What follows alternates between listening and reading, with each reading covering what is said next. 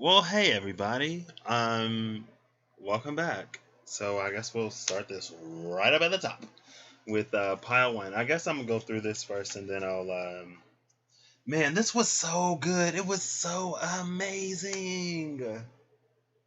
And shout out to Miss Vernell for telling me that my mic was muted literally the whole time as I was live for probably like half an hour, if not more.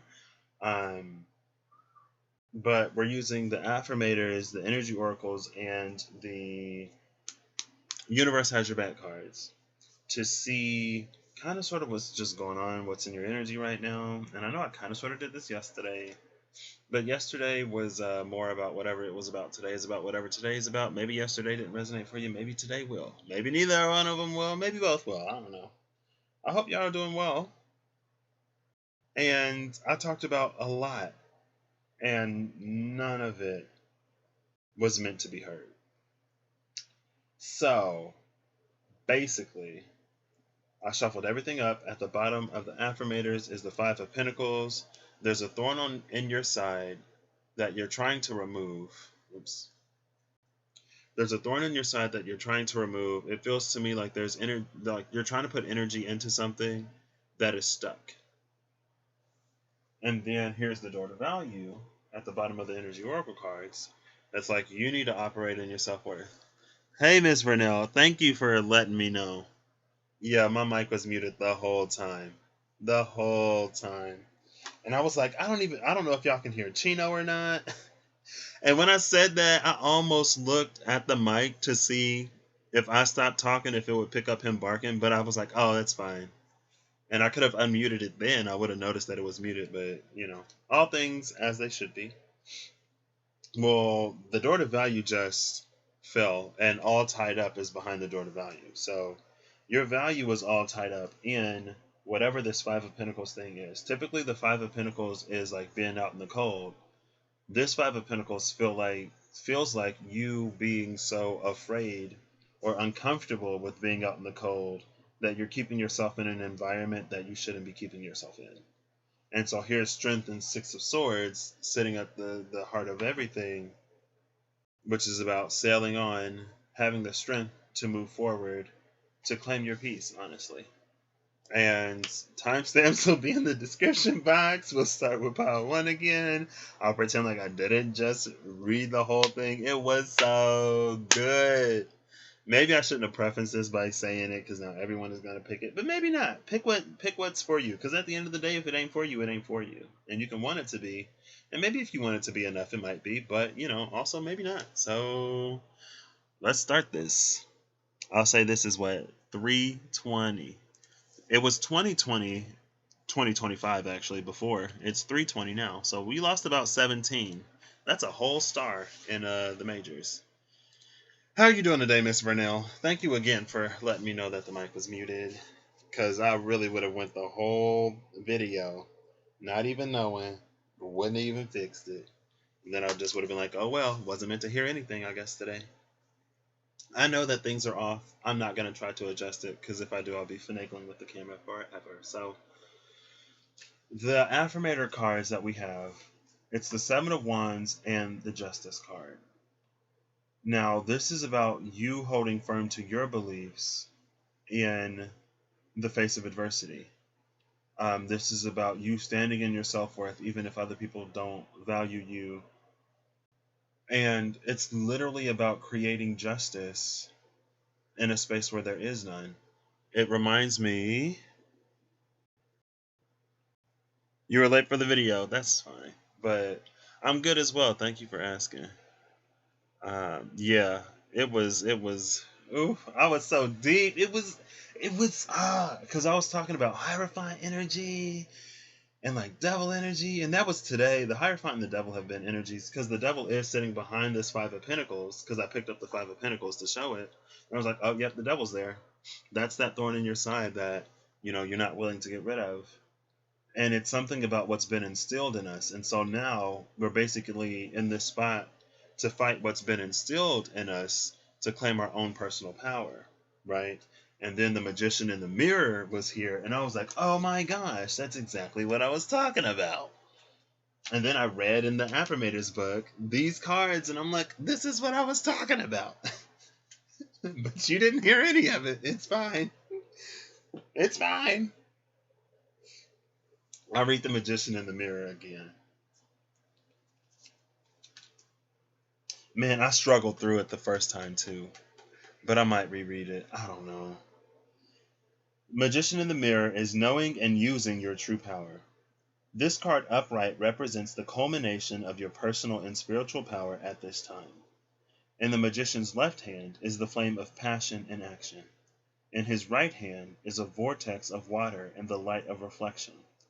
This highly beneficial card is telling you that you are the magician, and within your grasp are the amazing forces of earth and spirit. The water is the energy of yin, the power of spirit and clarity of thought. The flame is the energy of yang, bringing direction and creativity. Together, they give you the magnificent magic of transformation. The mirror stands beside the magician, reflecting the outer world's response to your choice to use or dismiss the true power that you have. Its silver reflection reveals the future in a mist on the horizon, ready to be magically formed. When you receive the magician upright, you are put on notice that an important and powerful time is at hand. You are the alchemist of your life, and just as an alchemist turns base metals into gold, you are now able to transform your difficulties into great blessings. This is true in every area of your life. Claim your power and embrace your intentions in your heart and in your daily life. Direct your destiny, and the mists of the future will clear into brilliant reality. The affirmation here is, I have all the power I need to create the destiny I desire. Magic happens when I live in consciousness and my eternal truth. And so I was also talking about how with Justice and the Summit of Wands, it was this energy that I've been feeling around the moon card lately about how it's up to us to hold the light before the sun comes, right? It's darkest before the dawn, but in the night there are stars, and it's up for us to be the stars until the sun comes up. 1 second. I need to blow my nose real quick.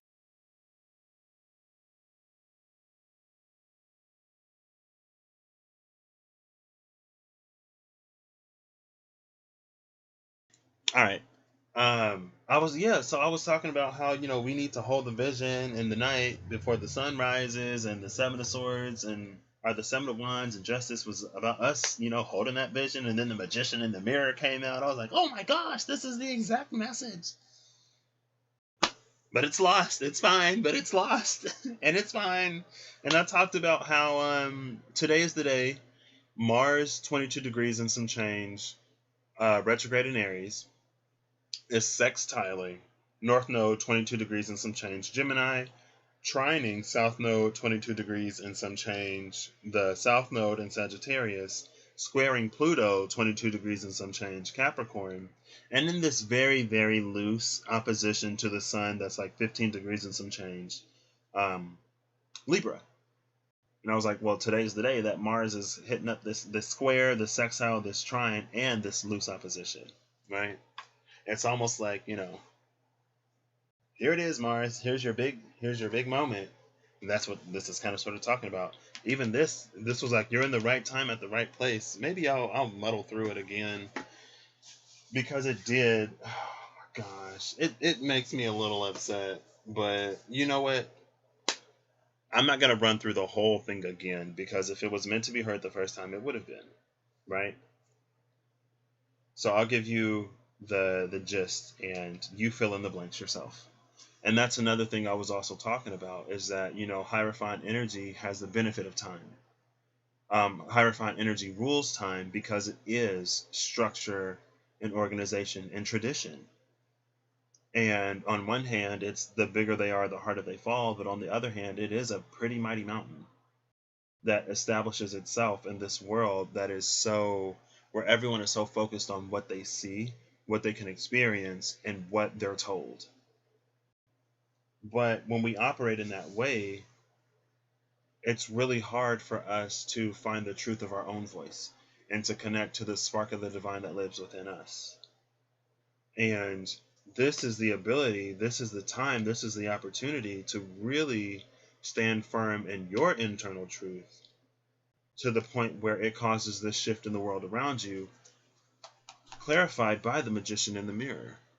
The mirror is the perspective of the world outside of you, but it's clouded, waiting for you to give it form, waiting for you to give it shape, and you do that with your will. But when we're in these hierophant energies, we just we surrender it all to the hierophant, right? And whatever that hierophant is, it does whatever it wants to do with your energy, and then we're the ones that give the hierophant its power, but then when we don't like it anymore, we feel powerless to it. And it's like, I don't know.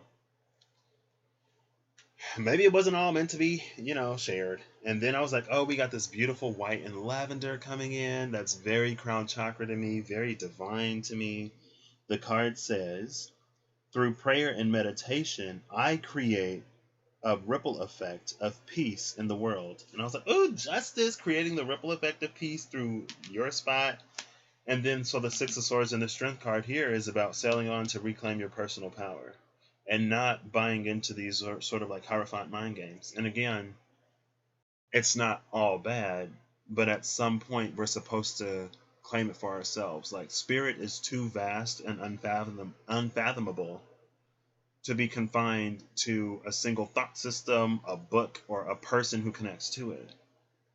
We all have our own access codes. We all have our own gifts and abilities to connect to it in whatever way is authentic and true to us. And again, it's not that any particular system is necessarily wrong, but it all should be leading us to us. And I don't know if it was yesterday or if it was earlier in that video where nobody could hear anything. It was probably yesterday. I've been getting like this. It's been about the Hierophant and the Devil for the past few days, honestly. Maybe because Mars is in this pivotal position right now where we have the opportunity to really set ourselves on a path, to continue down a path, or to start a path of very, very deep transformation. With that square to Pluto, it's like the transformation is possible, but it's not going to be easy to get to. With that sextile to the North Node, the opportunity for growth and expansion is there, but the easiest energy in all of that is the trine to the South Node. And the South Node is in Sagittarius, which has ties to Hierophant energy. Because Sagittarius, it's the sign associated with higher levels of thinking and philosophy and things like that. And it's not that religion is philosophy necessarily, but a lot of it starts on a basis of how the world came into creation and how we live in the creation that we found ourselves in. And that's, more or less some philosophy. It's theosophical, right? Philosophical, theosophical Sagittarius. And so it's also that Hierophant. But again, that's only one side of Jupiter. We also need that space of Pisces. And I know I was talking about that yesterday. Where we also have to be willing to expand in these unknown realms and areas, because everything that you can see, you see because of the sun, right? And the perspective that you have of it is your perspective of it. But the perspective that lies beyond that, or the truth that lies beyond that, is a little more closely connected to the truth that is behind everything. And I was also saying how this very much so reminds me of the third row yesterday, because there is this energy here of discovering the truth of your divinity for yourself outside of, what we think it is. And hey, Zelda, thank you for the donation the other day. I appreciate it. I woke up and it was a very nice surprise to wake up to. About how, like, if everything was the way we thought it was or think it is, then wouldn't things be different? It's time to elevate, and that's something that came out today. It's time to elevate our schools of thought and how we think and how we perceive things, and a whole bunch of stuff. It's time to step it up. And that's pile one. It's like you have the ability to do all of that, but you need to connect to the truth of who you are, stand in the truth of who you are, in direct opposition to anyone who doesn't see that in you. And it's like at the bottom of the entry, it was like, well, if you don't see me, like you're not for me. Like, did you not see the big sign? Like, you got the wrong conference. No free pen, no free brand advisor. Do not collect $200. Do not pass go. Go directly back to wherever you came from. Because this is about you reclaiming you and everything that you have, everything that you're positioned to create because of that. So it was really powerful and really, really beautiful, but it is what it is. It is what it is. But maybe that's another reason why you couldn't hear me, because it's up for you to discover. It ain't for me to tell you, you know? It's not for me to tell you. It's for you to discover for yourself. So let's get into number two. Number two. How have you been, Zelda?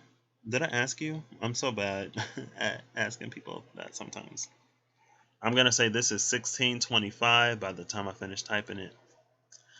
Pile 2. So, if you chose pile 2, this is where your timestamp begins, literally right here. So, a few things to know. Mars, 22 degrees Aries, retrograde, squaring Pluto, 22 degrees and some change Capricorn, trining Sagittarius, South Node, 22 degrees and some change Sagittarius, sextiling Gemini, North Node, 22 degrees and some change Gemini, loosely opposing the Sun, 15 degrees and some change Libra. So now is the time, roughly, approximately, to come into our own personal power and to set ourselves down the path of true, deep transformation with Pluto. But that's a square. It's not necessarily easy to do it, right? There is a little bit easier of an energy with that North Node in Gemini, with that sextile, which presents us opportunities. And honestly, I feel like a lot of the tension in a square has a similar energy to a sextile, but it's just in a different direction, right? And so they're both opportunities, but one comes in a way of resistance and another comes in the way of allowance. But the easiest energy out of all of that is the trine to the South Node Sagittarius, which is basically not doing anything and waiting for everything to just happen. You know? It's very thought-based, but not necessarily action-oriented. And transformation through action. It's kind of sort of that time. So, let's get into your affirmator, shall we? Your affirmator card is also, I guess I should shout it out again. At the bottom of the affirmators, we have the Five of Pentacles and the Door to Value at the bottom of the Energy Oracle cards. And this is all about sort of like the Devil and All Tied Up are behind those. Very similar energies. Your self-worth all tied up. The things that you're investing in all tied up. Not necessarily, that is a Taurian energy, the Five of Pentacles. So not necessarily being invested in whatever it is, but it's an investment where you're actually starting to lose more, and it's like a thorn in your side, but one that you're determined to remedy. But it actually hurts you more to try to do that than it does to just walk away. So let's get into this affirmator. 1 second, y'all.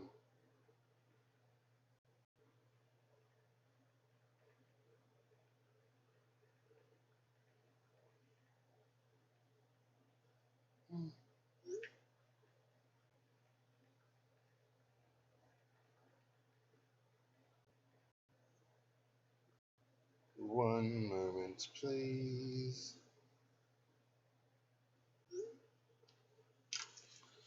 So let's get into it. We have the Six of Swords and the Strength card. Oh, I actually like that I reset everything, because now you don't know what's where. And one of these piles is super extra. And I was like, oh my gosh, well, I guess I'll take them all. Anyway, pile 2, let's get into it for you. Oh, ooh, well, here's the straw that broke the camel's back. Here's the straw that broke the camel's back with the Ten of Wands.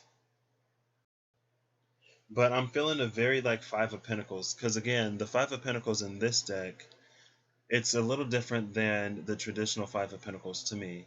The traditional Five of Pentacles to me is about us being out in the cold, but we're so afraid of being out in the cold that we keep ourselves in places where we don't belong anymore. But us being in those spaces, it has the opportunity for us to realize what we're truly worthy of, which is much more than whatever that is. And so with you, it's this Ten of Wands energy where you know it's not for you, but I feel like for some reason you're bound and determined to tough it out anyway. The thing about camels and the weight of that statement, I guess, is that camels are beasts of burden in the desert. And they're so suited to the desert because they can go for a long time with no water. Everything they need, they have inside of them. But as a beast of burden, not only do they have to carry themselves, but they have to carry other people and whatever it is that they're carrying as well. And you have all you need inside of you, but you don't necessarily have all of what the world needs inside of you, right? Because eventually, other people got to do something for themselves. But again, it looks like this camel is more concerned with the lack of balance here than like its back actually breaking, right? It doesn't necessarily seem heavy to this camel, but it doesn't serve this camel either. But again, it feels like this game that you're kind of sort of just willing to play for now. You're just bearing it, you know?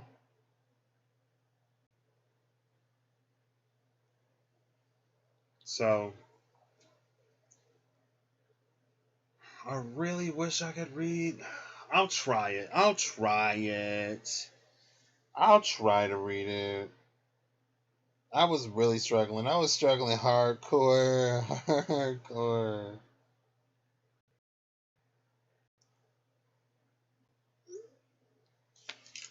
Where'd that book go? I don't even know where the book went because I was like, you know what? I ain't even gonna read this no more. Oh, it's right here.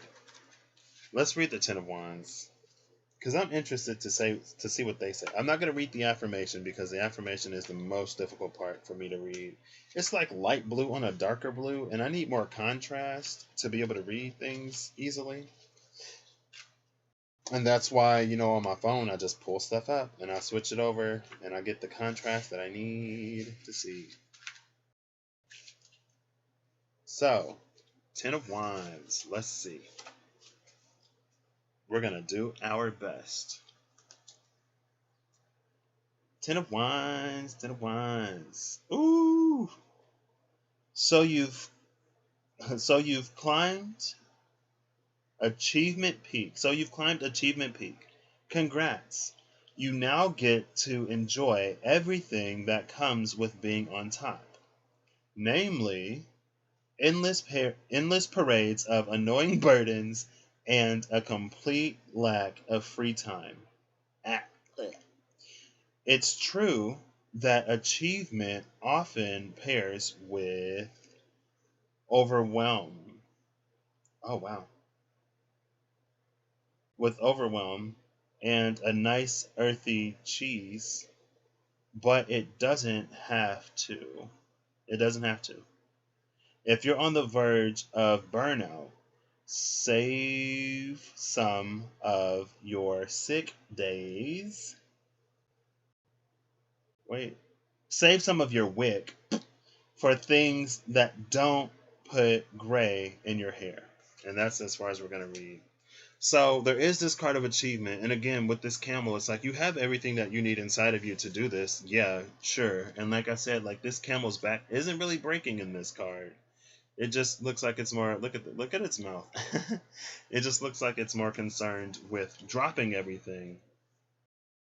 But I think it's time for you to do a little bit more stuff that you want to do. Your energy oracle card is strategy. Either that or it's time for you to come up with a way to do everything that you need to do without burning out. Right? without burning out. Let's see. Let's read the Energy Oracle card. What number is this? Number 21. I thought it was number 11 for a second. What's that one song? Eastbound and down, load 'em up in something. We're gonna do what they say can be done. We've got a long way to go and a short time to get there. Watch out, bandit run. I've only heard that song in the commercials. Strategy is about making a plan. This card shows a pen, journal, compass, and key.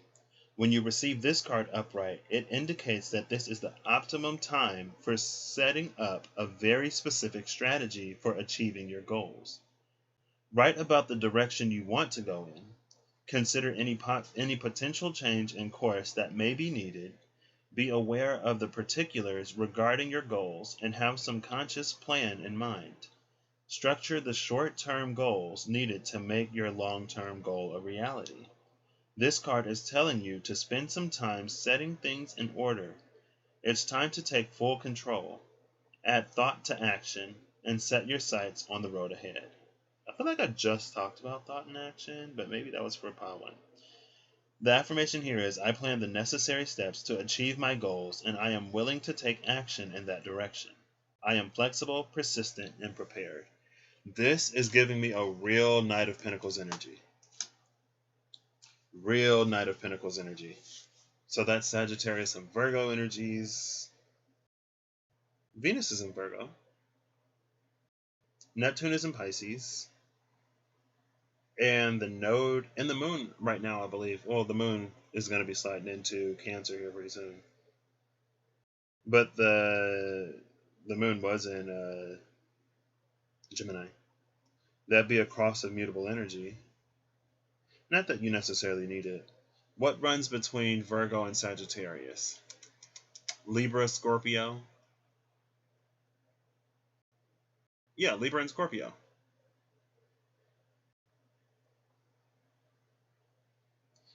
Libra can be strategic.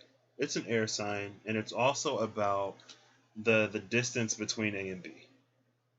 And in some way, it's about closing the distance between A and B for harmonious resolution. Scorpio is about that deep.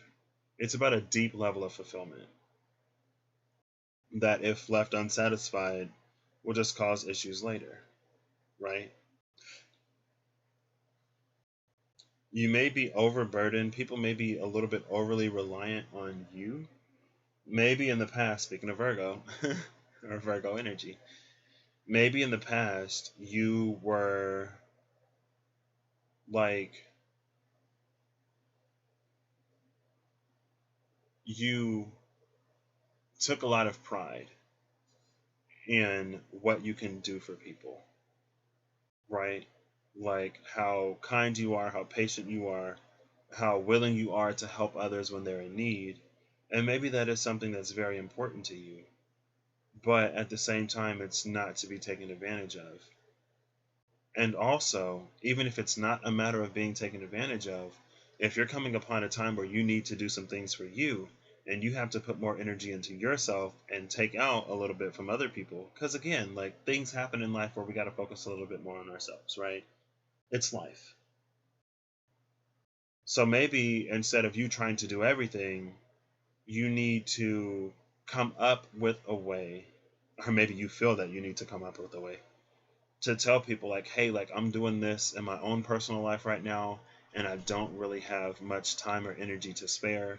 And, if that wasn't the case, I would love to help you out, but I got some stuff that I need to take care of. And honestly, if they can't understand that, it's probably not somebody worth having in your life. I shouldn't say that, because it's a difficult time for a lot of people, right? So I take that back. But at the same time, people have to be willing and open to allowing you to do for you what it is that you need to do for you. You can't be everybody's camel. You're your own camel, and you can help other people with what you can help them with. But at the end of the day, yo hump, you're lovely, lady lumps. Is it little lumps? I don't know. It's for you. And whatever you choose to create, right? mammary glands. It's for you and whatever you choose to bring into the world. Now, if you want to do other things with those humps and lumps, you can. But again, when it comes time to taking care of you, you got to do that. And one of the things you may just need to sit down and get really clear on what's required of you right now, what you have within your own resources, what you need, and then after that, you can start looking at what you have left to give other people. Also, if you are feeling overburdened, there's no shame in asking for help, right? And maybe because we do have the strength and the Six of Swords here overall, maybe you're the type of person that loves helping other people, but when it comes time for you to ask for help, you don't do it as easily. And so this is an opportunity for you to seek a resource, a person, something to help lighten the load in your own life a little bit, to help you out a little bit. And you're not weak or less than if you do that, right? You're actually, it's actually in moderation, of course, but it's actually a strength to know when you've done all you can. It's a strength to reach out because a lot of times us not making our needs known will keep us in a space of having them unfulfilled. And it's very much like you have not because you ask not type of energy. Very much knock and it will be open unto you type of energy. Very much that, like, with free will and free choice, intervention doesn't always just happen. Sometimes you have to give permission. Sometimes you have to make the request. And when it's answered, you have to do the follow through. Resources mean nothing if you don't utilize them, right?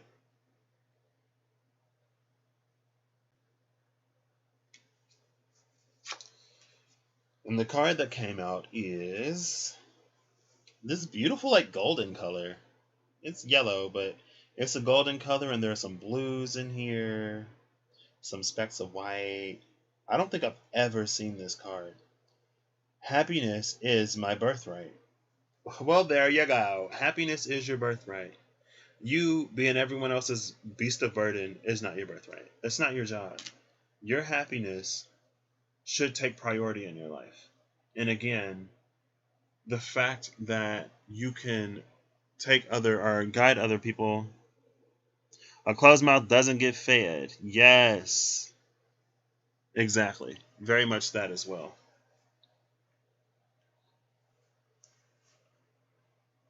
I feel like it's an amazing thing. It's wonderful to be able to assist and serve and help other people. But your birthright is happiness. And you can't sacrifice, especially long term. And maybe this has been a long term sacrifice of your own personal happiness. And you're kind of sort of reaching the point where you're like, if something doesn't change, if I don't get clear on whatever is going on, I might break.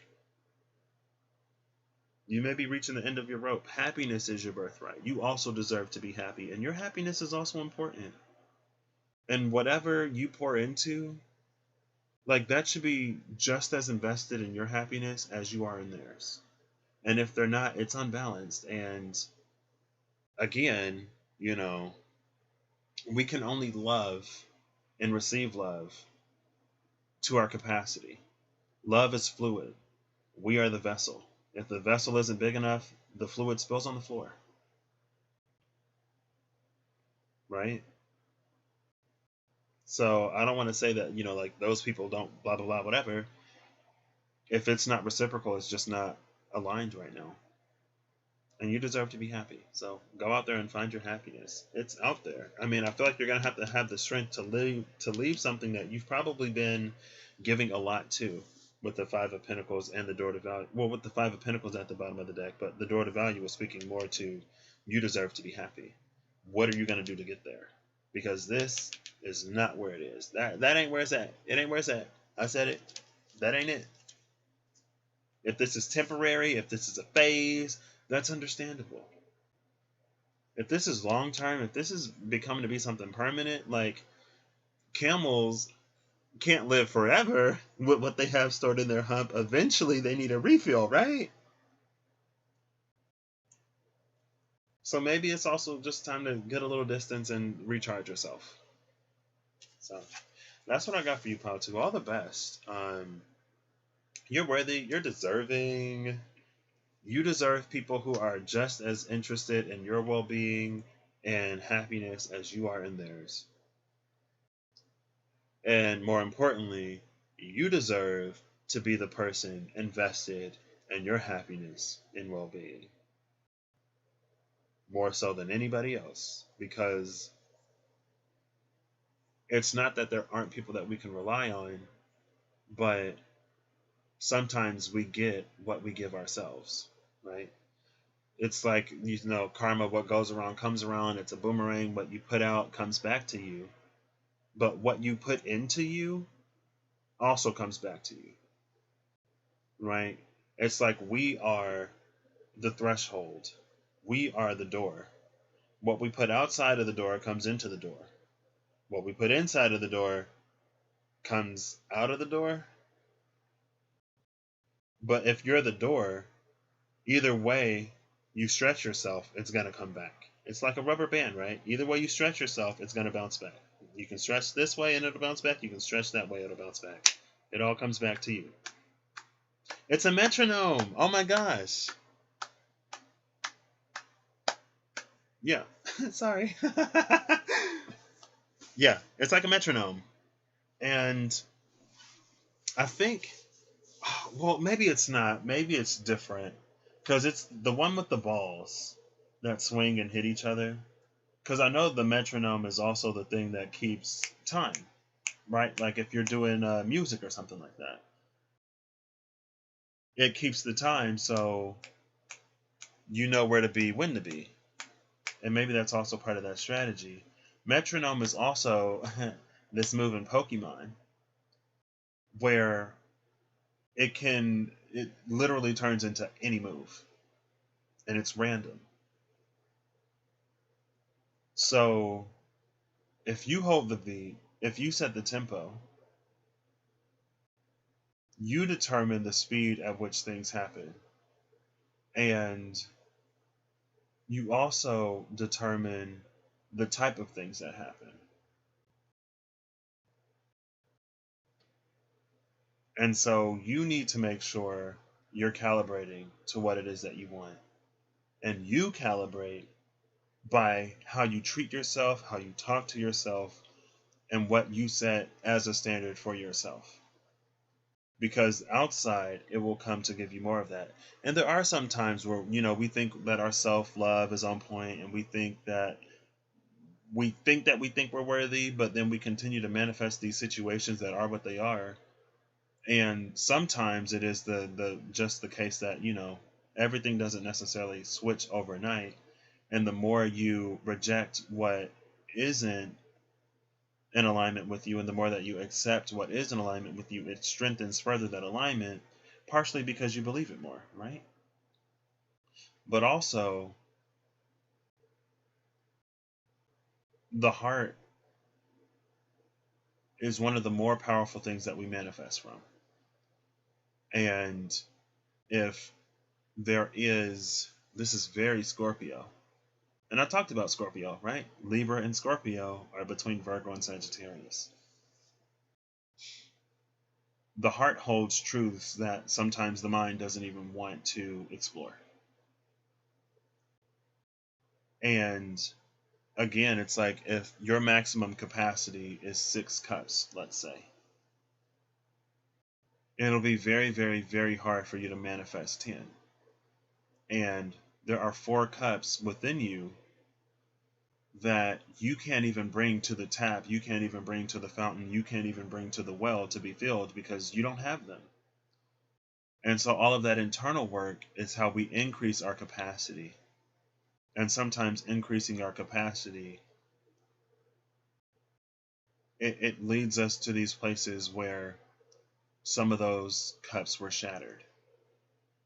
Sometimes it's a cup that we never really had, so it's like, we just find it for the first time. But sometimes it's a cup that's shattered. And before we get a new cup, we have to pick up all of the pieces. And then we trade that broken cup in for a new one. And it can be very, very hard. It can be very difficult. But if it's something that, if we're not willing to do it, we're always that cup down. And you can go for a while without it. I mean, you can live your whole life with like what, 3 cups, 4 cups, 5 cups. You don't have to have all of them, but if you want them, sometimes it requires stuff like that. So I'd always say seek out, a licensed professional when it comes to things of that nature. Because I'm not certified. And maybe somebody else is, but I'm not. And this is about bringing resolution and peace to internal conflict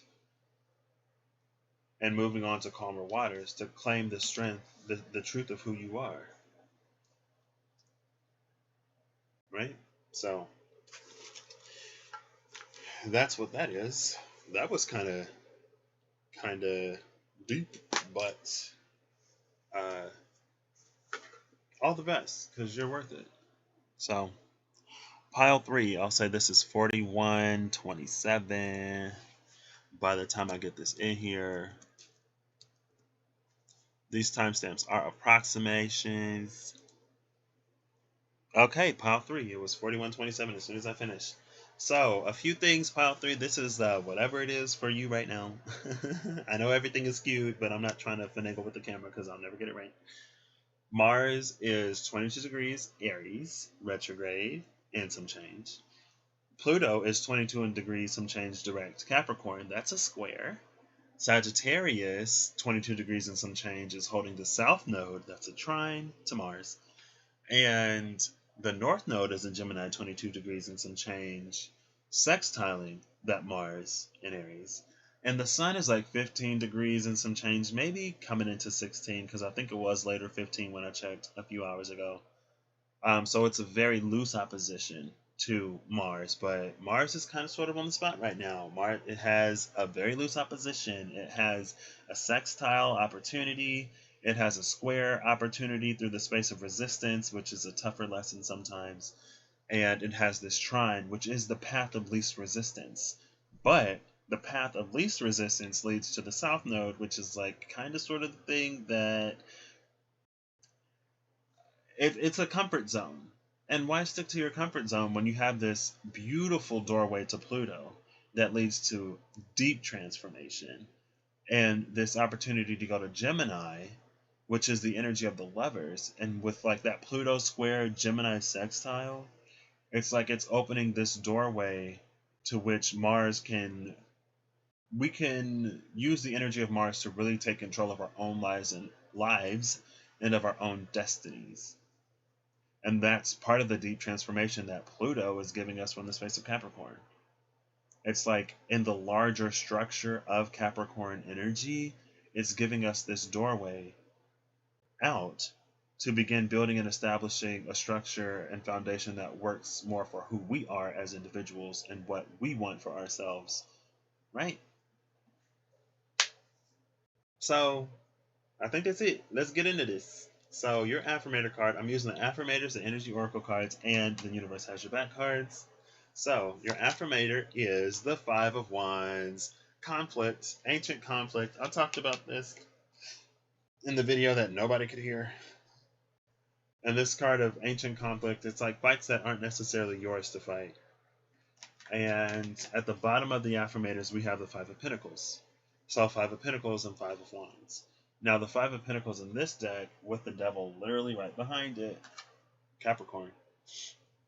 The 5 of Pentacles in this deck gives me the energy of like us staying in certain spaces because we're afraid of being out in the cold, but it's kind of sort of like this out of the pan into the fire type energy where you're in the pan, but you think if you hop out of the pan, you'll be in the fire. But in reality, like the pan is so large and the eye is so small. The fire under the pan is so small that if you hop out of the pan, you actually wouldn't be in the fire. because the fire's in the middle of the pan. And it's like it's doing this thing where it's trying to get you to the middle of the pan where it's the hottest. And you're like, ooh, like I don't want to be in the pan, but I don't want to be in the fire either, and the fire's outside of the pan. But you know, who told you that the fire's outside of the pan? Is it the same people who are roasting you right now? So you stay in the pan when you're literally better off outside of the pan, but they're not going to tell you that you're better off outside of the pan if they want to cook you, right? Why would they tell you that? They're going to tell you that it's worse outside the pan so that you stay in the pan even though you don't want to be in the pan. But being in the pan is much better than being out of the pan, right? Well, with this Five of Pentacles, the answer is no. At the bottom of the Energy Oracle cards, and your Energy Oracle card is Appreciation. This is interesting. It's the Door to Value. Door to Value is at the bottom of the deck. Now we have this Six of Swords. Oops. How did that flip over? We have the Six of Swords and Strength card that's kind of sort of anchoring everything, right? So yeah, it feels like you kind of sort of trying to make the best of a bad situation, right? This is you trying to take all of these pieces of the puzzle that other people have given you, or all of these pieces of the puzzle that you think you have, trying to make them fit together in a certain way, not fully realizing that the way that they say these things fit together, they don't actually fit together that way. And even if they do fit together that way, it doesn't complete the picture that you want to see, right? And like honestly, in this deck, when I see the Five of Wands, dragonflies to me it's an energy that's so old. It's like we're in the space of fighting fights that aren't even our fights to fight. It's this zero-sum game where no one is the winner. Even when you win, you lose. And so why continue to play? It's one of those games where like the only way you win the game is just by not playing the game. Because there is no way to win this game. And you can try to be strategic, you can try to be smart, you can try to do whatever it is that you want to do. But at the end of the day, there are no winners to that game. So you'll still lose. Even when you win the game, you lose. It's very much this will energy, but it's not the wheel of fortune. It's a wheel of misfortune energy. And it's like the harder you try to play the game, it's like you're always at the top of the wheel. Congratulations, the wheel of misfortune. What a wheel to be on top of. And it's like, do you really want to fight that hard to be on top of that wheel when you can kind of sort of just, like hop off and get on a different wheel, maybe a wheel of fortune, But with the card of appreciation here, it's kind of throwing me. Well, I guess in a way, it's like you could appreciate the conflict, right? You can appreciate how hard you've fought to stay on top of the wheel of misfortune because it taught you determination. It taught you a lot of things. It taught you your strength. It taught you how to fight for something that you want. It taught you how to not be convinced by the appearance of things that, it isn't going to work out. And again, you're still on the wheel of misfortune, but if you put everything that you learned into getting on and mastering the wheel of fortune, it's like the space of a person who learned a lot of questionable things. You learn a lot of valid things, but with questionable applications of what you've learned. You realize the error of your ways, or you just want to, do something else, and you can apply that same knowledge that you already have in a different sector, in a different field, and what you used to use to continue in further conflict and chaos, you can now use to put into creating peace. Right? It's the same knowledge. It's the same everything, just a different application. And so I think there are things to appreciate about the space that you were in, right? You don't necessarily have to walk away from that game feeling like a loser because, again, you win the game once you stop playing. And then you really win the game when you start using what you've discovered to actually further and benefit not only yourself, but the community around you. right?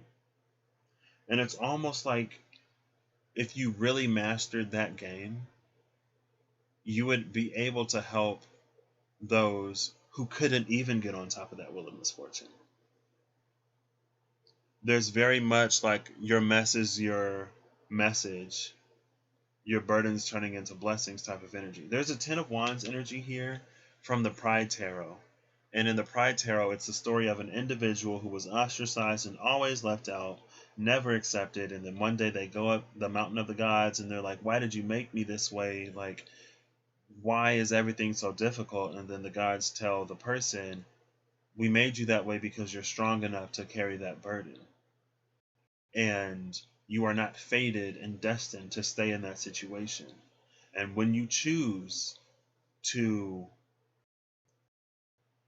find truth strength from what you've gone through, your light will be bright enough to liberate others from the same or similar darkness. And then the person walks away from the mountain with a crown on their head, right? They become the king or queen or the ruler of their own nation, of their own light. And this is a Leo energy, the Five of Wands. And, Leo is the sign to save. Let's read appreciation. That's what I'm getting. So, yeah. You haven't lost. You only lose when you give up. You only lose when you lose, right? It's not over till it's over type of energy. And it can be over whenever you want it to be over, but it's like, you could also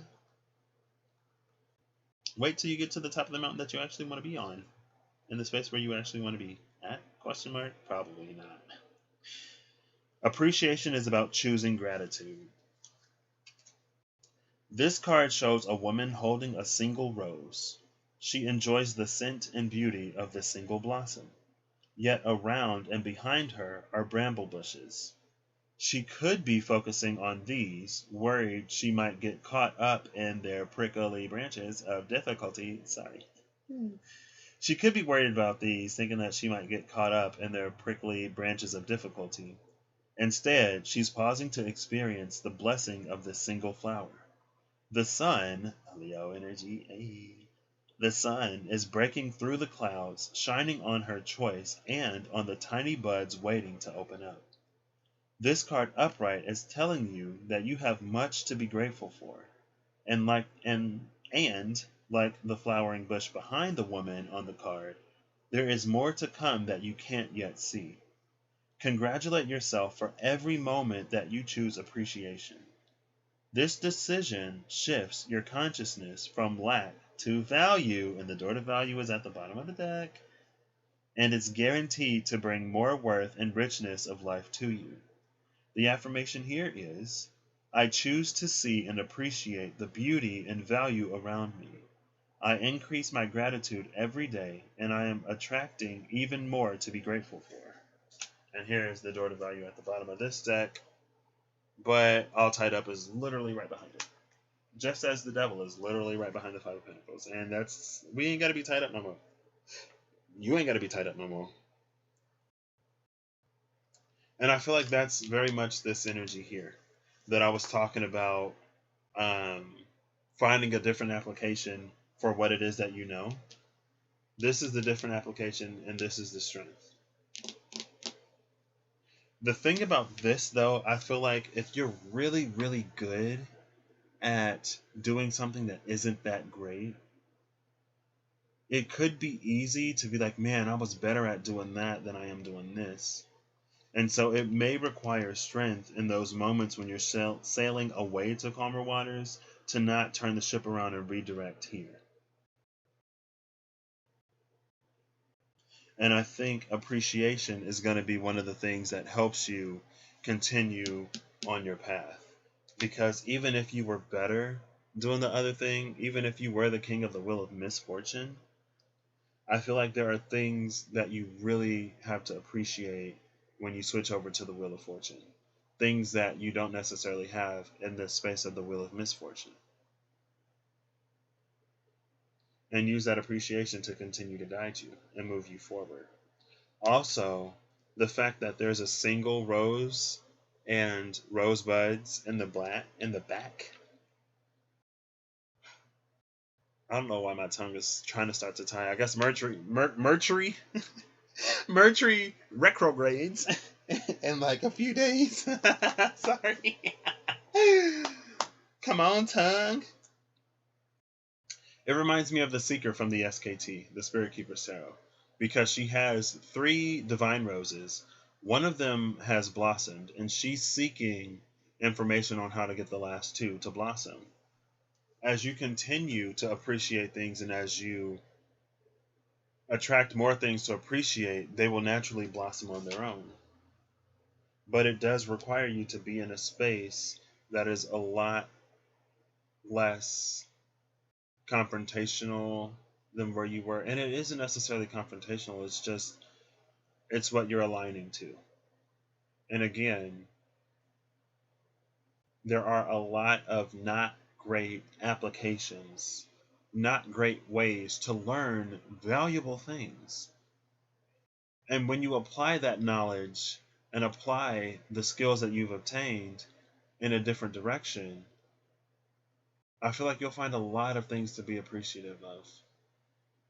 And I feel like one of the things that the Wheel of Fortune, even though it is a wheel, has the opportunity to bring us is it's a sense of stability that isn't grounded in the maintenance of that wheel of misfortune, right? It's like if it's illegal, you don't have to worry about getting caught, getting discovered, somebody finding out, right? If you're taking advantage of people, it's like the same thing. You don't have to worry about people realizing that, the products that you're selling aren't really legit or whatever. It gives you an actual stability or more stability because nothing is truly stable. Everything is subject to change in the world. Like I did say, it is still a wheel, but there are just certain things that you don't have to worry about. And it also opens up other gateways for you. It brings in a sort of peace of mind as well. The universe has your back card that you got is... Ooh, have I seen this one? Maybe. I honor how I want to feel. I don't think I've seen this one. I honor how I want to feel is the universe card that you have. And again, with the 5 of Pentacles, it's a very earthy, familial suit. It can be family, it can be abundance, it can be health, anything material, right? So maybe, because I did say it's like it feels like you're fighting this battle that isn't yours to fight. And maybe it is about you honoring and appreciating how you feel, right? Not about the quality of life that you have, not about how much money you have or your ability to get what it is that you want, but how you feel on the inside and not necessarily on the outside, or not because of the things that you have on the outside to fill voids or do whatever, right? Honor how you feel. If it makes you feel good to do something that's a little less lucrative, maybe continue to do it. Because again, if you continue on that path, eventually it'll put you in a position, and depending on what your life story is, depending on what you're coming out of, maybe you start going on a tour and maybe you become a motivational speaker. Because again, like if you know the depths of it, you're kind of sort of the perfect person to help lift other people out of it and to be a voice that would encourage people to not pursue a certain path when everything outside of them makes it, or everything in the environment makes it seem like an easy way, a quick way to get to wherever, right?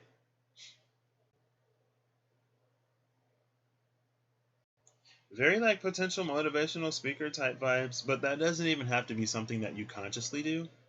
Maybe it's just the way that you live your life, open and authentic, right? Maybe someone's like, man, like you're so cool. What's your story? And then you tell them and they're like, oh my gosh, I didn't know like you've been through all that. Girl, like how are you here standing today? How? The strength, amazing. I would not have been able to do it. Well, if I had to do it, maybe I would have found the strength within myself to do it. I'm glad. I'm glad I didn't have to do that. And I'm sorry that you went through that, but I'm also glad that since you came out of it, and you're in the space of doing it already, you have the power to help those who are in it who don't want to be in it either. And you have the ability to do that. One flame ignites another type energy. So, love that. And now let's go over to Palfo. Palfo.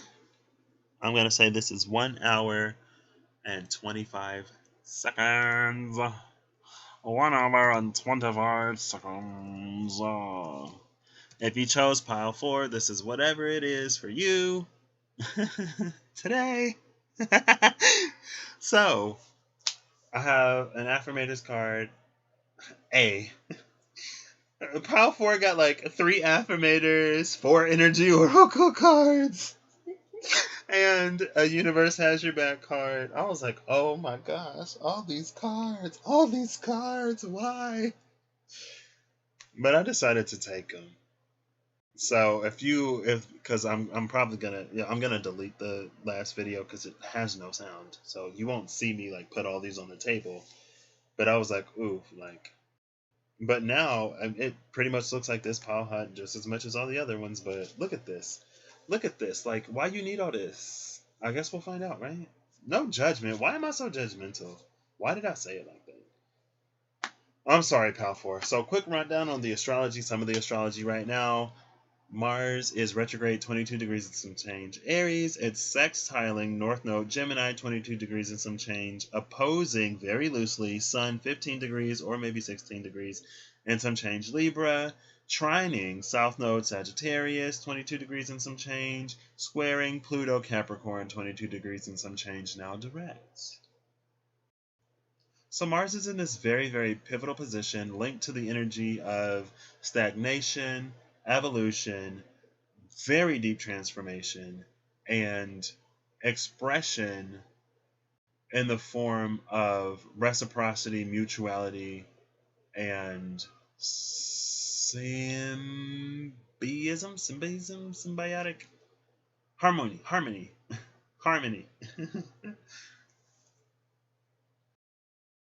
But Mars is kind of the space of our actions, right?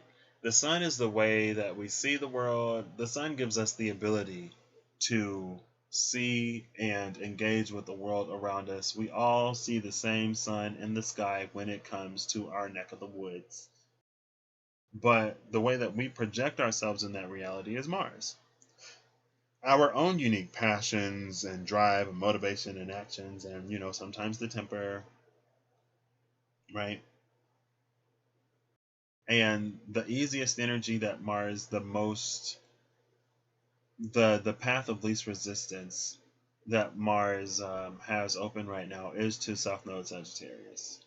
North Node Gemini is an opportunity. Pluto is a square, which is an opportunity, but it's an opportunity through the space of restriction and like a harder lesson. Like, rather than here is this thing. It's like, I'm going to teach you how to fish. Pluto is going to teach you how to fish. Gemini is going to give you the fish. Sagittarius is you being like, you know what? I ain't even that hungry. I'll get up later. So let's just get into this. Mutual energy for everybody is the Six of Swords and the Six of Swords and the Strength card. At the bottom of the Affirmators is the Five of Pentacles. At the bottom of the Energy Oracle cards is the Door to Value.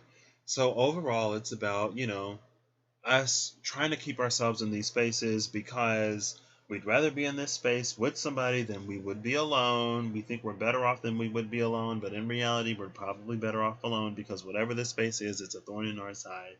And the Door to Value is like coming to convince us that we're both worth more than the situation we find ourselves in. And with the Six of Swords and Strength, it's about, navigating in a way, expressing yourself in a way, giving light to the mirror to reflect back to you what it is that you actually want. Right? First card you have is the Two of Cups. What? Well, what's the second card? The Four of Pentacles. Ooh. And we're ending it with the Fool. Okay, I'm This is interesting. You have every reason in the world, literally every reason in the world, to not take whatever opportunity is coming your way. It feels like you've actually been in the space of holding your own for a minute. You've been going against the grain for a minute. You've been seeking true fulfillment, partnership, reciprocity, and love. You've been seeking the light that you know you have within you. And you have every reason not to trust the opportunities that come your way because of how things played out and worked out in the past.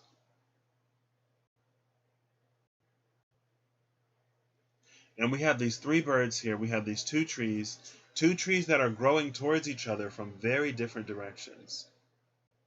And they both have, well, take it back, well, 1, 2, 3, 4, 5, 6. 1, 2, 3, 4, 5, 6. Okay, 1, 2, 3, 4, 5, 6. That one ain't got no green. 1, 2, 3, 4, 5, 6, 7. 1, 2, 3, 4, 5, 6, 7. I'm sorry. I'm counting the little branches that these trees have. So they both have 7 branches. The tree on the right has a branch that, like, they both have this branch off to the side. The tree on the left has some green on all their branches. The tree on the right has this one branch with no green. Right? So there's like 2 on the little one there, and then 5 through the larger one. And over here, there's 6, and then that one off to the side. And then we have 3 birds. And so this hippo manatee looking thing, I think it's a manatee, is like, which tree did y'all birds come from? Did y'all come from the old tree or did y'all come from the new tree? Ultimately, at the end of the day, I feel like you're not going to know the answer. But you will feel intuitively guided to take the leap in whatever direction you feel led to take that leap in. And it's almost going to take whatever energy you give it. It's almost like you're in the space of having a blank canvas. And on this blank canvas, you see the potential for the 2 of Cups. You fear the repeat of the 4 of Pentacles.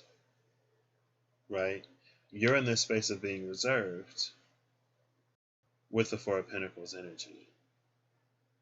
But the canvas is blank. It almost takes the shape and form of whatever you put onto it. And it isn't, again, we're all human.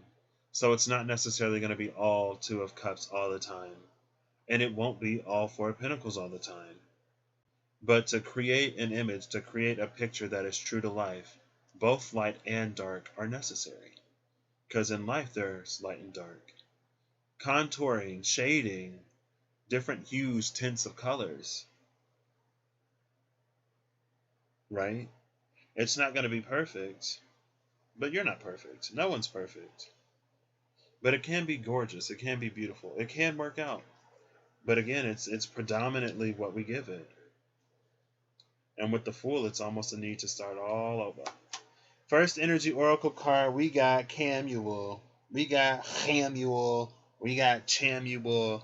Solar plexus. When I was talking about Mars, I was literally getting solar plexus energy. When I was like, it's the way that we express ourselves. It's our drive and our passion. That's literally the solar plexus. It's how we project ourselves out into the world. Solar plexus is how we do it through actions. The throat is how we do it through word. Archangel Camuel, center of your life force energy. Next, we have the sun, which we talked about. Okay. Then we got, is this the angel of balance? The angel of balance when I was talking about the light and the shadow that make the picture. And last but not least, we got the door of all doors. The door to spirit. This is gorgeous. You got a crap ton of cards, but this is beautiful. Oh, it's pick the good things. Just popped into my mind. There's this saying that I can't remember. But it's like if you're in this store and you're filling up a cart and you can get this or that and you want to walk out with whatever, just pick the good things. Pick the things that you want. Continue to hold that alignment, because again, I feel like for you to be in this position, for you to be in this position, there's a lot of stuff you've already done on the back end. I think you've already begun, like you've already Six of Swords, and now you're in the space of claiming your own personal power with that Strength card. Excuse me. As you continue to move, like you're not like your Six of Swords isn't over, you're still moving, don't get me wrong. But I feel like you've already begun to put distance between this because your door to value it's wide open. But you're in a space of transition. You're in a world between worlds, coming out of the South Node, Devil World, coming into the North Node, Strength World. I was literally going to go looking for Strength, but it's right here. And the Devil is literally right here behind this Five of Pentacles. So you've sailed away from this Five of Pentacles. You're leaving Devil energy behind. And behind the Devil is the Three of Cups. No, the Knight of Cups. The Knight of Cups is about moving forward with your heart, and the Moon card is behind the Knight of Cups. Both of these are Piscean energies, and the Three of Pentacles is behind this. So again, everything is collaborating, everything is cooperating with you now, but it's in a very, very subtle way with that Moon card. But as long as you're moving forward in the light of your love, you don't have to be perfect. Nobody is perfect. You don't have to be it all the time. Again, light and shadow make this clear. There's a connection to the sun here as well. Like you're really coming into the space of embodying your divine light. And as you're moving forward with this angel of balance, continue to make those self-honoring choices.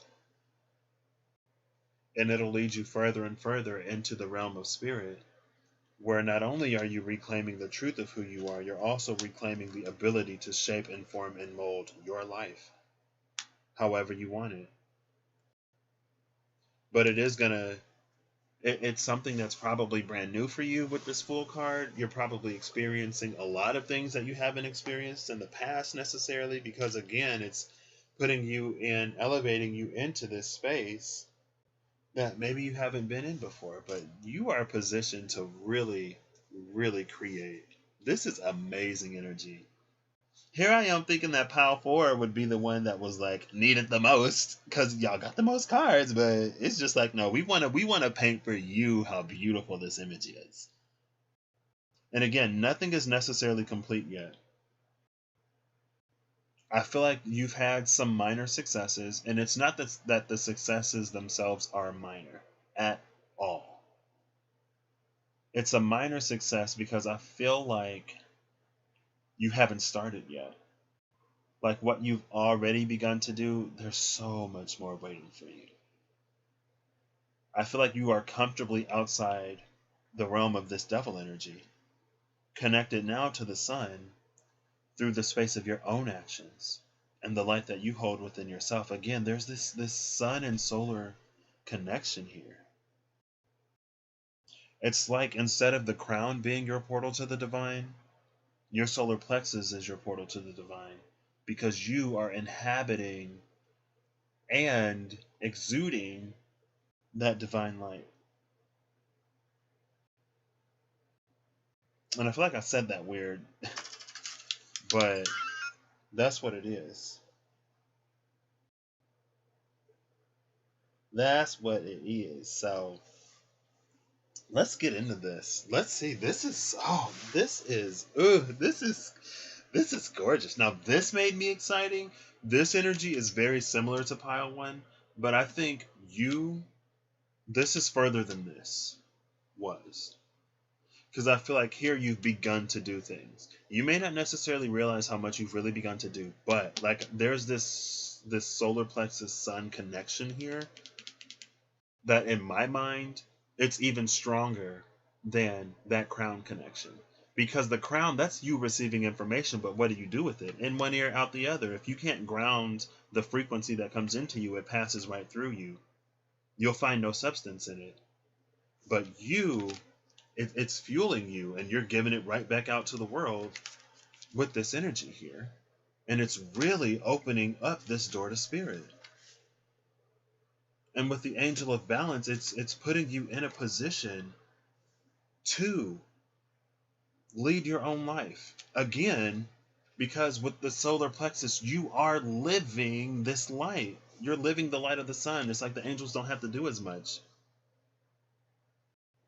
because you're in the space to begin doing it for yourself. And it's not that you don't need them. It's not like that. You're tapping into the seed of the divine that lives within you. And it's becoming more and more evident through the space of your actions and the things that you sustain yourself with. This is powerful. And again, like, it's not necessarily perfected, and it's not necessarily something to perfect. Light and shadow exist in the world. We're service to self and service to others. We're two of cups and four of pentacles. Because you can't fully two of cups everything and everybody, right? We can only accept to our capacity, and you can try to pour into situations and people beyond their capacity, but it won't work. So there is, like, this angel of balance is also huge in this. But that's that loose. I feel like this is where Libra really comes in. Well, we did see justice up there in pile 1 again. Like, this is very, very... I feel like pile 1 was like row 3, and this was like row 1 maybe. I don't know. I don't remember. That was yesterday.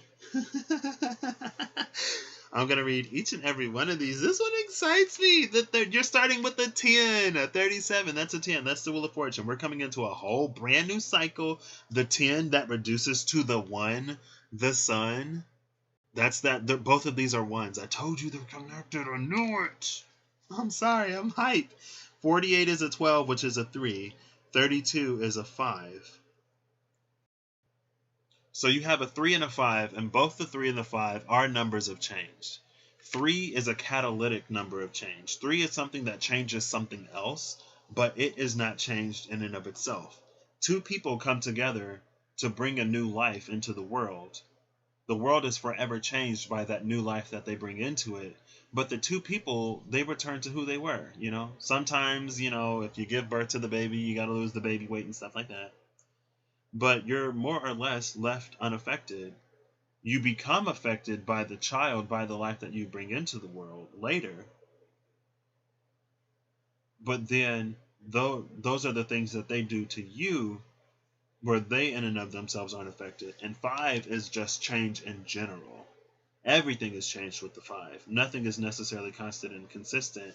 That's the whole wheel. That's evolution, the process of evolution itself, as the animals on the planet evolve, as the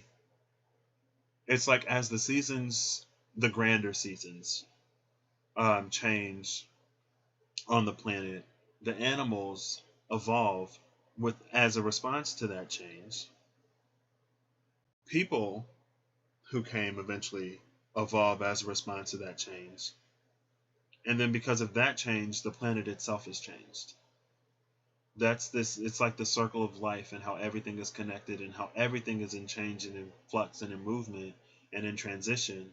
And this is the space where we are affected by things that are themselves aren't changed, but it's also the ability for us to create change in the world when we're not changed, which is giving birth, which is putting something out into the world, right? For you to change the world, but to be unchanged yourself, giving birth, basically. But everything is subject to time, to evolution, to seasons, and to cycles. This is, whew, I'm sorry. This got me hyped. I'm glad. I'm so glad. I'm glad to end on this one. I'm glad I wasn't like, let me do the densest one first. Oh, come on, pile number 5. Thank you. This reminds me of, was it column 3? I think it was column 3. This reminds me of column 3 yesterday, because yesterday in column 3, I broke down the solar system and the sun, and how Leo, the sun, is actually the representative of the entire zodiac, because it's the sun. All of the planets that we see are reflections of the sun and sunlight. But Leo is the white light of the sun, and everything else is passed through the filter that gives you like the red light, the orange light, yellow light, green light, blue light, indigo light, violet light. And Pisces, sitting in the space of Neptune, holds everything before it. And so that's how Pisces is also the embodiment of the entire zodiac. But outside of Pisces lies Scorpio. And Scorpio is the realm of shadow. Not in a bad way. Scorpio is just that energy where things that don't require light can also survive. It's the deep sea creatures that have evolved without eyes because light doesn't penetrate that deeply. They don't need eyes to see. And there's this entire ecosystem that sustains itself out of the presence of the sun. It reminds me of that for some reason. But anyway, let me just get into this. Let me. I'm sorry, I'm too hyped. Let me breathe. Let me calm down.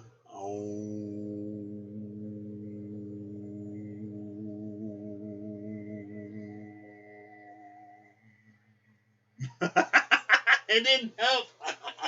I'm sorry. This is the last one. Okay. Third chakra, Archangel Camuel.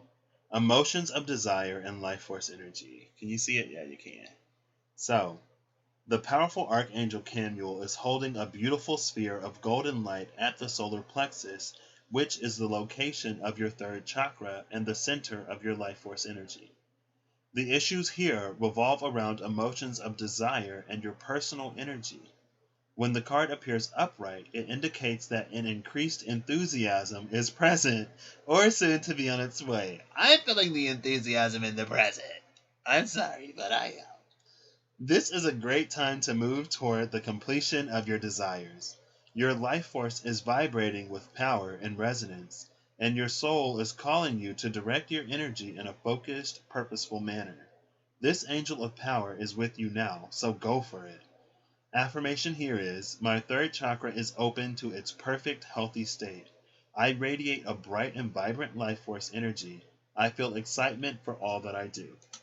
The sun, number 1, gotta find it. Come on, son. Do. Here it is. The sun, new beginnings and great creativity. The sun brings blessings to the earth, and this card portends blessings in your own life as well.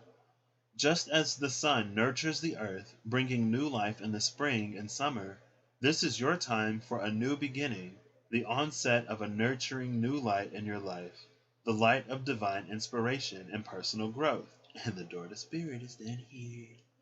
This card often marks a time of great creativity, bringing the culmination of an important new project, such as the birth of a baby, okay, or the writing or publication of a book, or even the birth of a new you.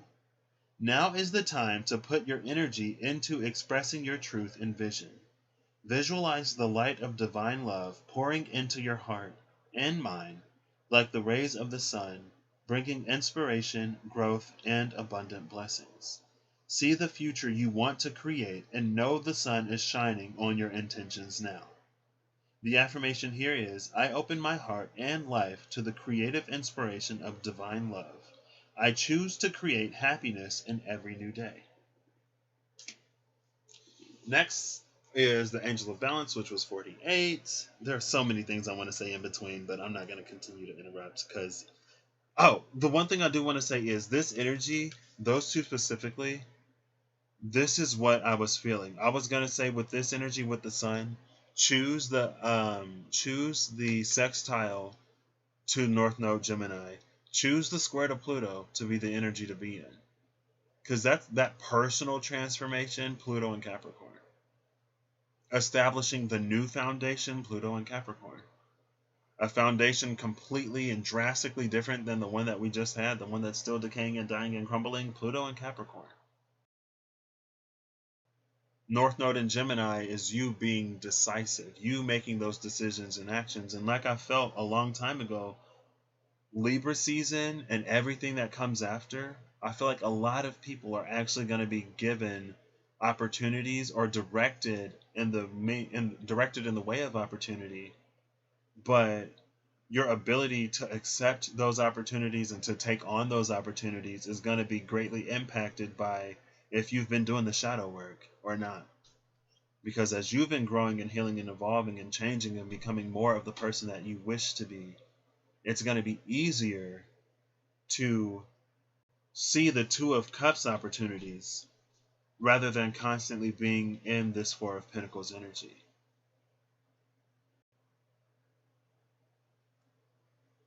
And the choices that we make literally are what impacts our lives. Hierophant energy is there to influence the choices that we make. Higher aligned Hierophant energy is to influence us to make the choices that actually further ourselves. Devil energy is influencing us to make choices that set ourselves back.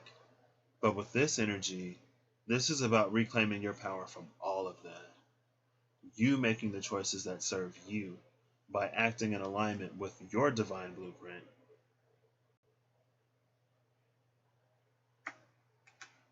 Anyway, Angel of Balance. This is being centered and self-honoring in your choices. This loving presence holds a pitcher of liquid light in front of the pyramids, reminding you that a strong destiny relies on a solid foundation of personal balance and emotional equanimity. Although things may have been out of sync in the past, this card is telling you that a greater equilibrium is now coming to your life. Remain conscious about how you are balancing your goals and your physical and emotional energy as well. Whenever you feel yourself getting off center or losing focus, call upon this beautiful angel and bring her intention into your heart center. There's the heart again, allowing the light of the sun, the divine love into your heart. Bring this beautiful angel, or call upon this beautiful angel and bring her intention into your heart center when you find yourself off center and losing focus.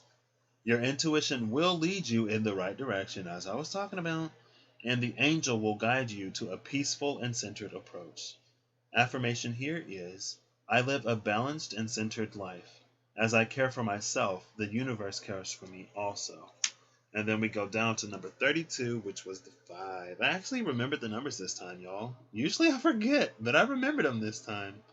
And I went right to 37, Archangel Candle, but we're going back to the 32. Door to Spirit, Spiritual Awakenings and New Beginnings. I literally just saw this. Who is it? I feel like I literally just saw Spiritual Awakenings and New Beginnings on the title of a video. I didn't watch it, but I think I saw it. It was Spiritual Awakenings and something. This door opens onto the expansive energetic realm where all new beginnings originate. This is that progenitors in a primordial pool tapping into the heart of all creation, a blip of light at the heart of the universe type energy. Sorry. This door opens onto the expansive energetic realm where all new beginnings originate. The orbs of light are guiding you through the clouds of the earthly world, leading you to a deeper understanding of your eternal identity. Leading you to a deeper understanding of your eternal identity, the source of all true value and power.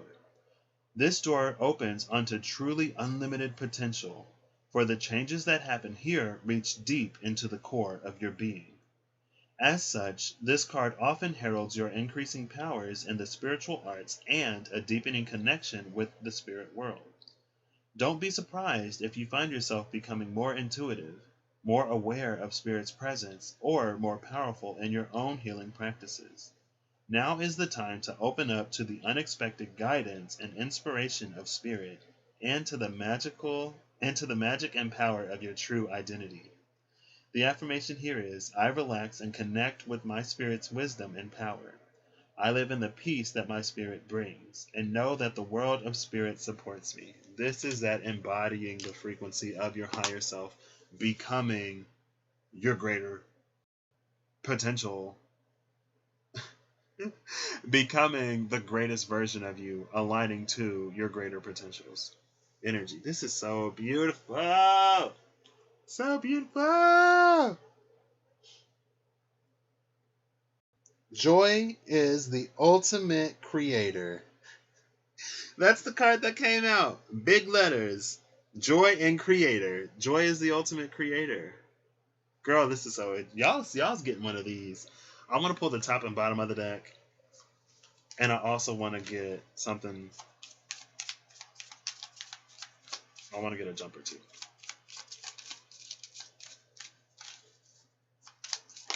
There we go. Thank you. I knew so the top and bottom, that was the part where I said I'm gonna pre-shuffle these. Nobody else got these. I mean, I wasn't led there for anybody else. It doesn't matter what anybody else got. You're on your own path right now, okay? You're doing this for you. I'm just hype. I'm hype. This get me so hype. So the King of Hearts came out. A decision that once made cannot be rescinded. A wise king who settles an impossible dispute, operating in divine order. That is Sun card and third chakra energy. Operating in divine order. That's literally what I was saying.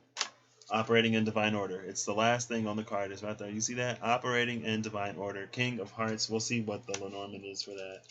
I think the bottom of the deck was the King of Diamonds. A bell that brings the A bell that brings the physical and intangible into harmonious. Oh. I'm going to try this again, and I'm going to be less hype so I can actually read it, okay? I'm trying to be less hype. It's very hard to contain the excitement. It is. Okay. A bell that brings the physical and intangible into harmony as it pulses out into the universe. Collision or cohesion. Top of the deck is the Nine of Spades. A swaying tower that is moments from toppling. Clouded vision and burning lands. A powder keg. So we have this... Well, technically, this was the top. This was the bottom. We have a 9, a 3, and a 2. Right. I feel like this... I mean, with this swaying tower that is moments from toppling...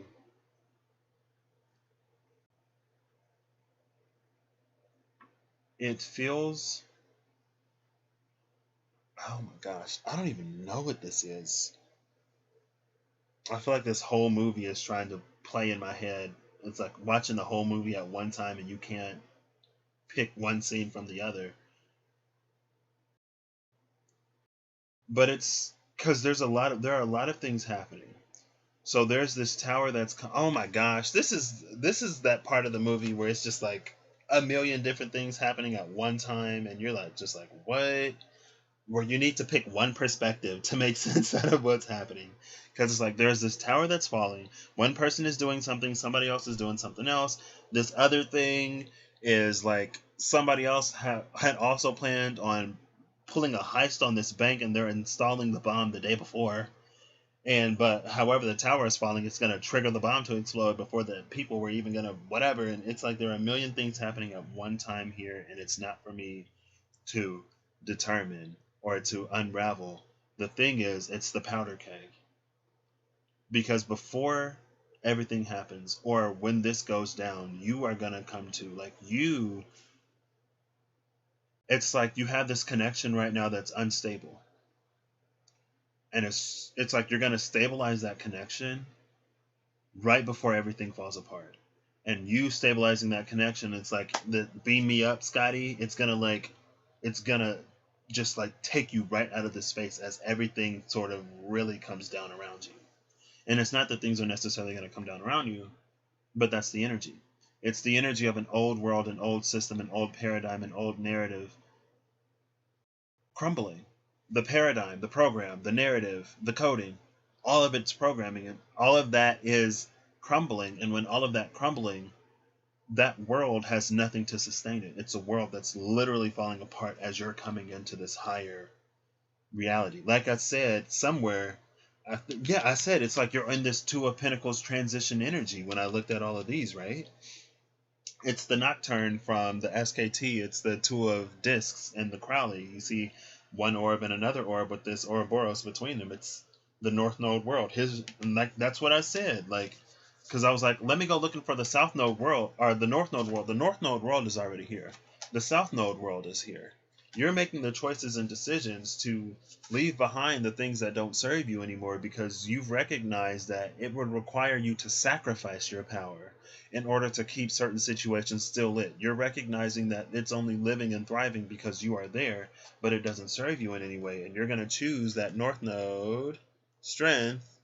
Yeah, the North Node strength rather than this. And as you pull your energy out of it, that's what's going to cause it to crumble and fall apart.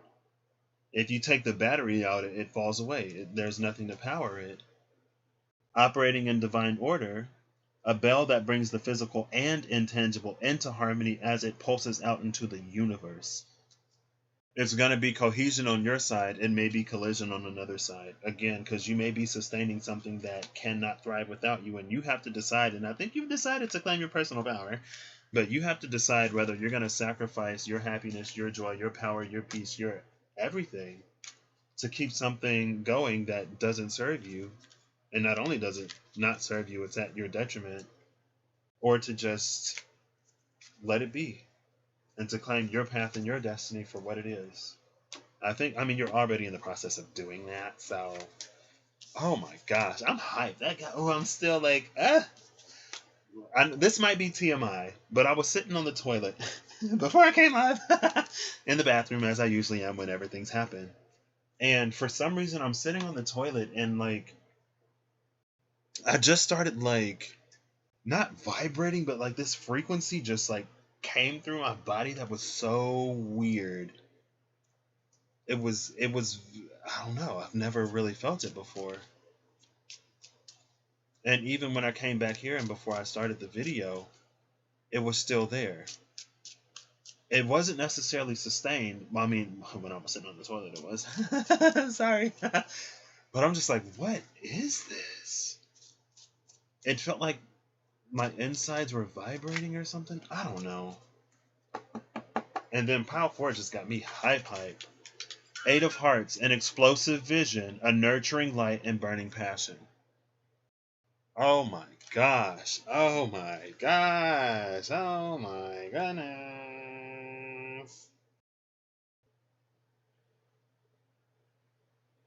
Oh.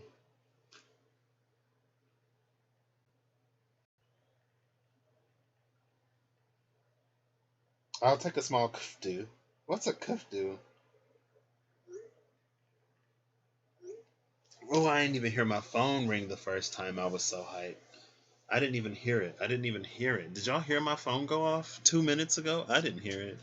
I'm in my own world. I'm riding this wave. Okay, so we're going to slip into the overall message. I'm going to try to tune down the hype. I mean, if you watch Pile 4, you watch Pile 4, you know. If it's for you, it's for you. And if that's for you, you don't even have to, I don't have to tell you that that's for you. Because you know that that's for you, girl. You done. Sorry. Okay. I'm going to try to stay calm. I'll say 138.40.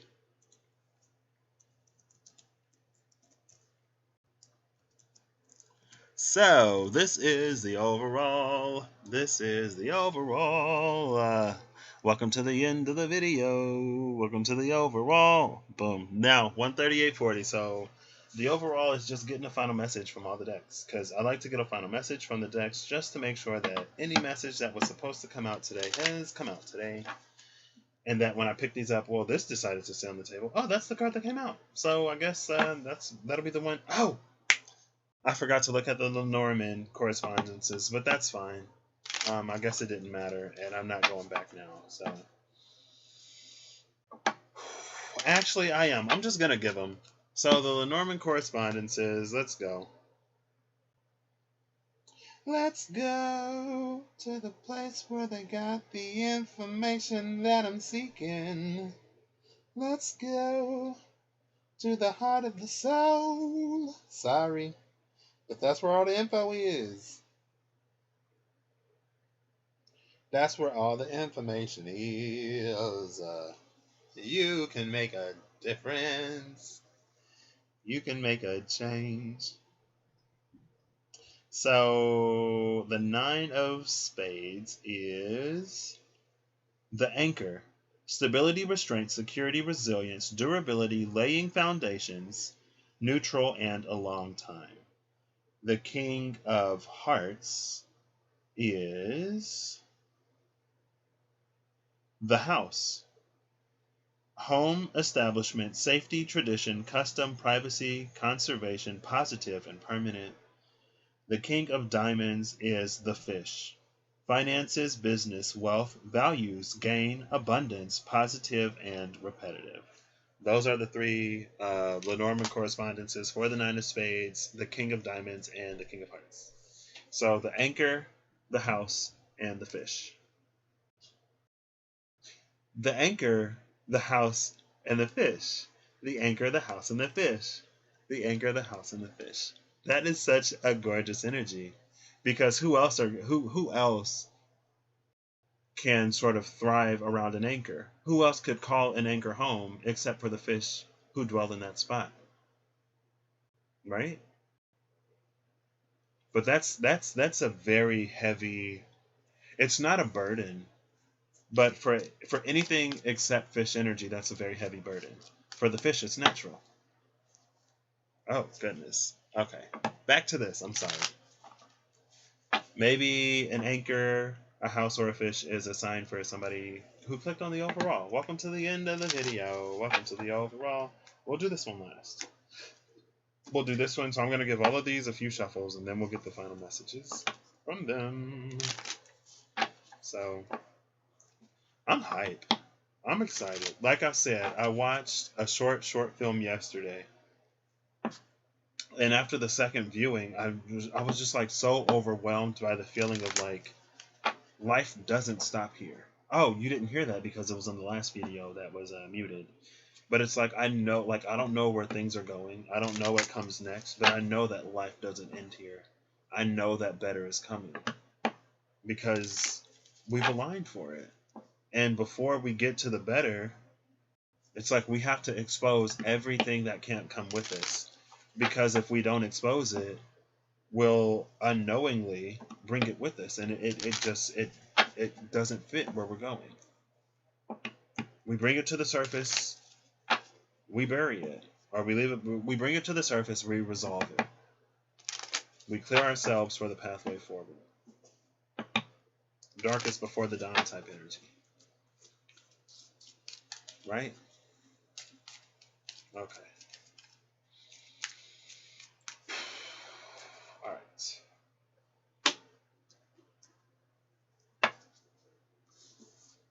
Is that the Empress? It is the Empress. The Empress and the Fool at the cut. Empress and the Fool at the cut. Wait. Wait.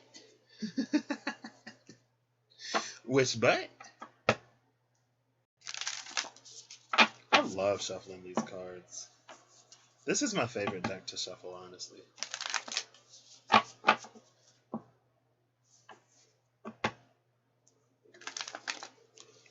Oh, come on. Come now. Don't give me difficulty now. I just said how much I love to shuffle you. Oh, there we go. Final message from the affirmator is as we put the deck away. Oh, well, there it is. Oh, and it's one card. Lovely. Here's the giraffe that I always confuse for a long-necked unicorn for some reason. The Three of Wands. It's coming in. And the element of fire is not the element of air. So it doesn't come in based on the thoughts that you think. It's not the element of water. It's not coming in based off of how you feel or how you want to feel. And it's not the element of earth, which is like it's not something that you already have. It's the element of fire. Fire is it's the indivisible spark. You can't split fire. Even if you light something from a fire, it doesn't take away from the fire. It doesn't take away from the fire to light the torch, to light the candle, or to illuminate the sky. The fire is that indivisible spark. Now, can it be rained on? Can you shovel earth on top of it? Yeah, sure. But that's what the Lantern of the Hermit is for. The lantern of the hermit protects the fire from its environment. Only the hermit can dim that flame by turning down the gas, or the hermit can turn up the gas, right? Anyway, it's the space of manifestation. What's coming in for us? Ooh, this is interesting. What's at the top of the deck?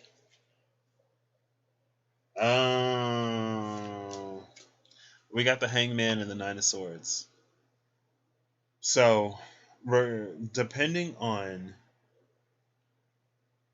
So there's this numerological magic that happens when we reach the Ten of Swords, and when we get through that energy, the Ten of Swords turns back into the Ace, and then we learn to use it with from the Knight to the King or Queen, from the Page to the Knight to the King and or Queen.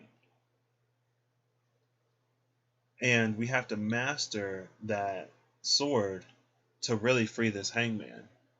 Now, the Hangman, traditionally, it's Odin who hanged himself from the world tree in order to read the runes that were inscribed on it to learn magic. Odin also sacrificed one of his eyes to Mimir's well to expand his vision, I think. I can't remember what happened when he sacrificed his eye to the well. But that's the crown that appears on the bottom of the Hangman's head. It's the space of realization, right? Now,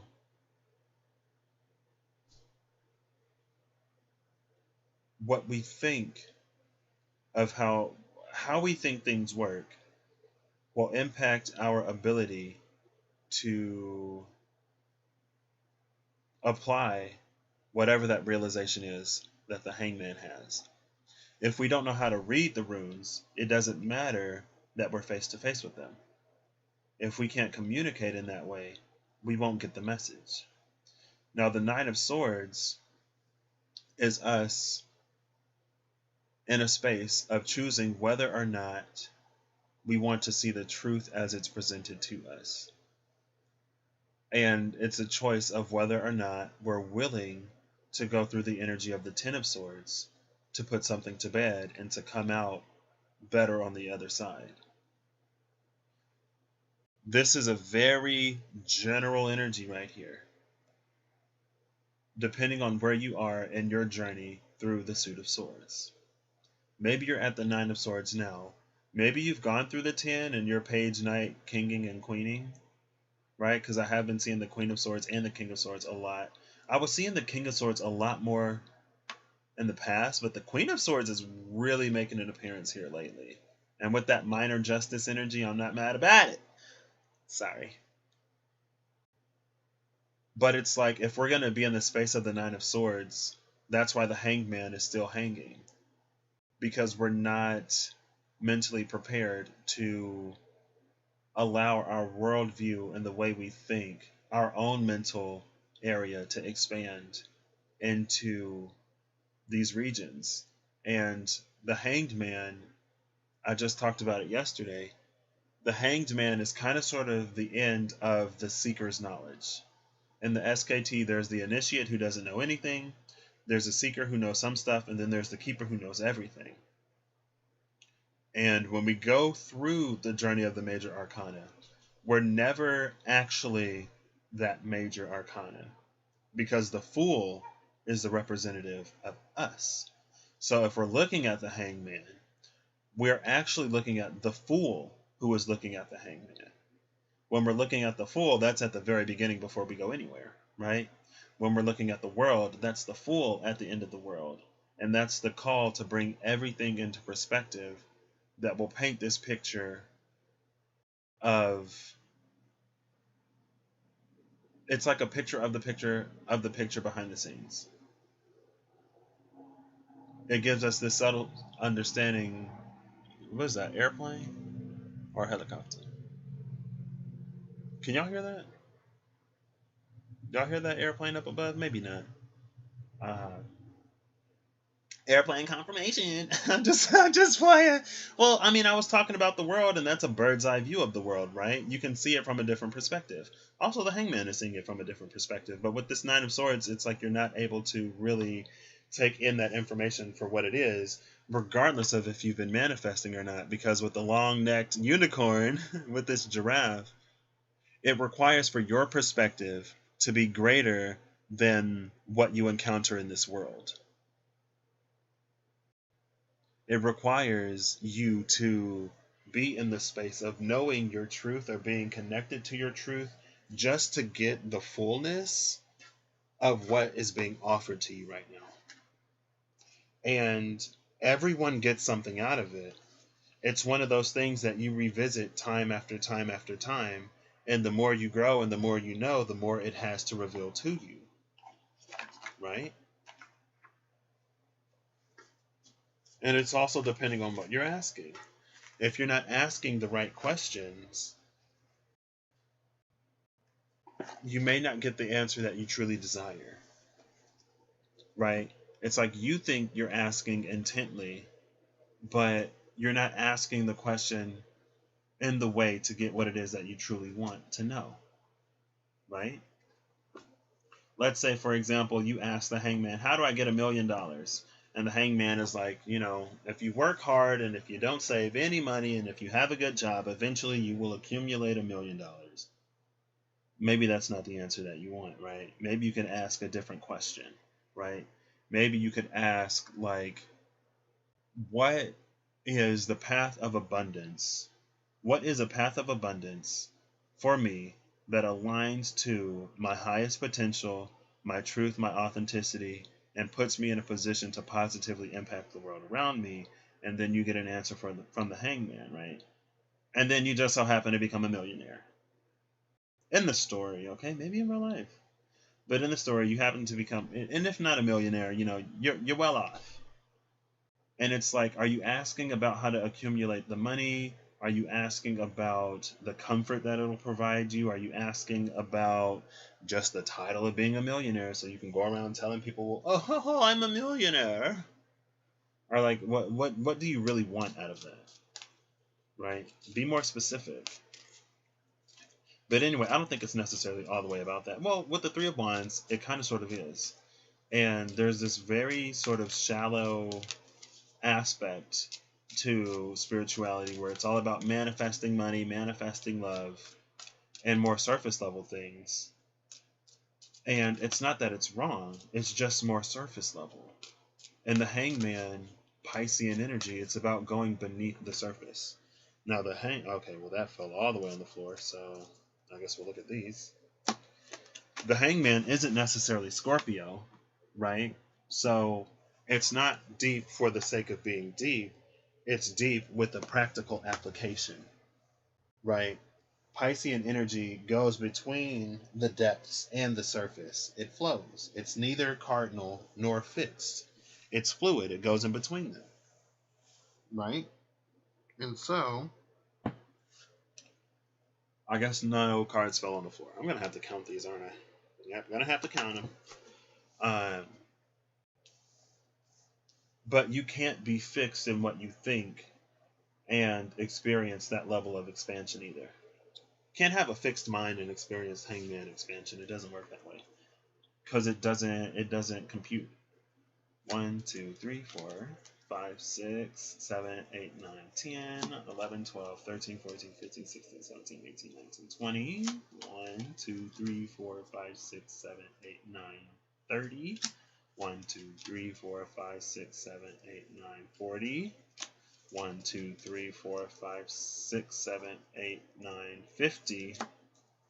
1, 2. I think I'm missing one card. I think there are 53 cards.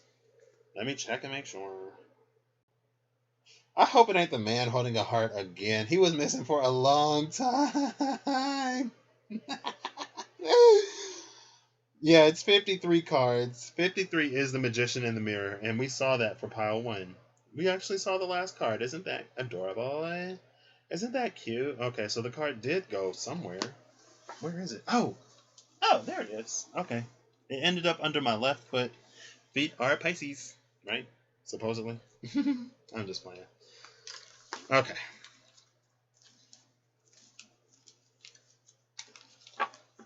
Bottom of the deck is Caring connections, number 14. 14 is the number of temperance. It's the number of balance.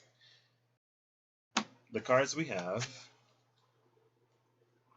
all in reverse, but we're turning them upright. We have happy family, number 4. Number 7, community. And number 28, victory. Caring connections, happy family, community, and victory. The way forward is together. Quite simply. And we haven't even touched the surface of what humanity is capable of when it operates as a cooperative collective instead of a competitive one. It's just like, I ain't even gonna read those. I mean, caring connections, happy family, community, and victory.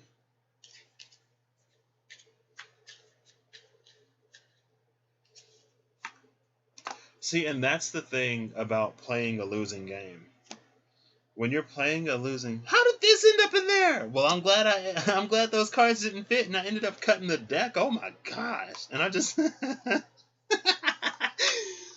maybe things didn't fit in the past because there was something extraneous, something that wasn't blah blah blah whatever. Goodness, I really had that in there like that. See, you'll come into these. There we go. There we go. You'll come into these little things that's like, wait, hold up a second. So let's get into this. What was I talking about? I don't remember.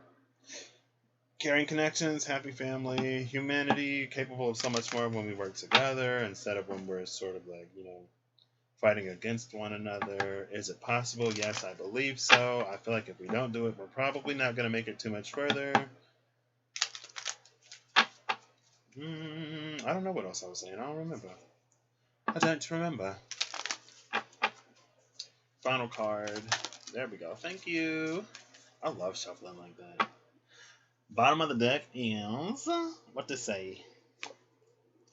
Bottom of the deck says, thank you, universe, for helping me see beyond the limits of fear. Thank you for expanding my perceptions so that I can see what is of the highest good. And oh my gosh, if that's not literally what I was just saying with the Hangman and the Nine of Swords. I love pulling cards. I do. Sorry. So, when I'm connected to my joyful presence, I attract support from the universe. And that's what it's about.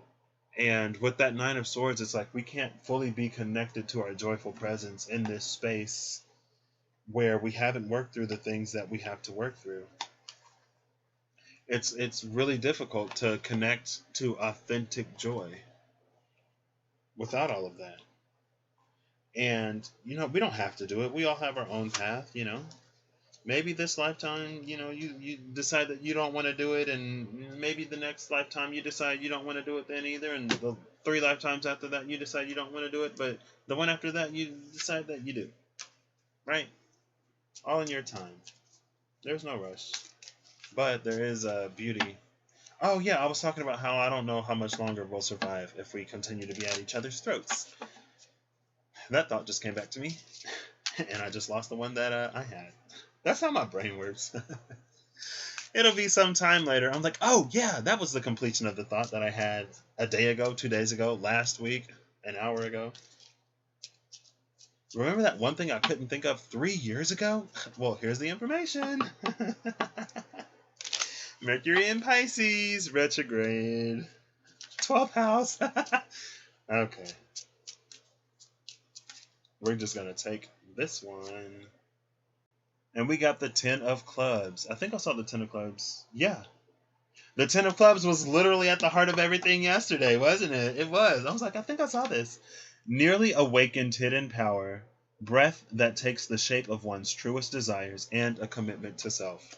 And what a lovely way to end everything. So that's what I got for everybody. Bottom of the deck is the 2 of diamonds, which reads, a forced uprising, an ancient word that stirs ancient things to life, whispered. Ooh, that's what I got. I hope you have a good whatever whenever y'all see this. Thank you again, Zelda and Miss Vernell, for coming in. It was a good time. I know that, like I'm in here and I'd be like on a mission, so I don't engage necessarily as much. Anything and everything I receive is greatly appreciated, no matter how large, no matter how small. And I'll catch y'all next time I catch y'all, right? Laters, bye. Wait, did I say that I hope you're acting in alignment to make your best case scenario your reality? If not, I hope you are. Emphasis on acting, emphasis on alignment, and it comes to you. Sometimes you don't know why, you really don't know why, but if you do it, if you trust it and you do it, you'll discover along the way why. Sometimes, most of the time you do. Be open to growth.